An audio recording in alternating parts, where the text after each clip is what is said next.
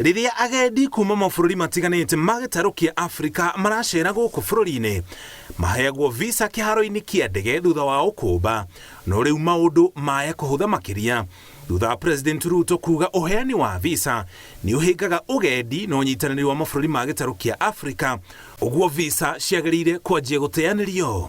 Kenya already made the decision 5 years ago that any African who wants to visit Kenya can acquire a visa at the airport in Nairobi. President wa bũrũri wa Mozambique Philippe Nyusi nĩ anyitĩte mbaru rĩtana rĩrĩ akiuga ũrũmwe wa gĩtarũ kĩa Afrika nĩguo hinya wakĩo.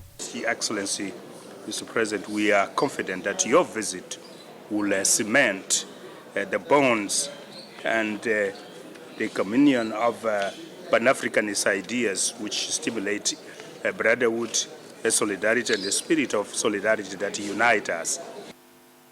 I know with your commitment, the commitment of the people of this great nation, we will move towards a visa-free region and a visa-free continent.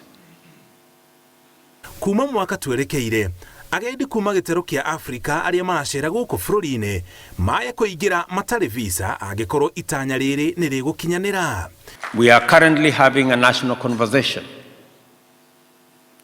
whether any African needs a visa at all. Forget one at the airport. And I think by the end of this year, we will have made a decision, because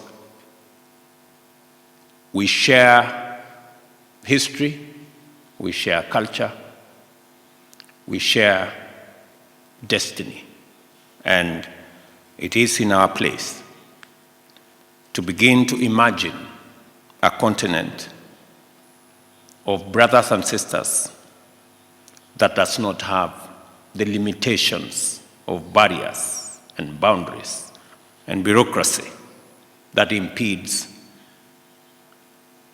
movement of people or goods or services.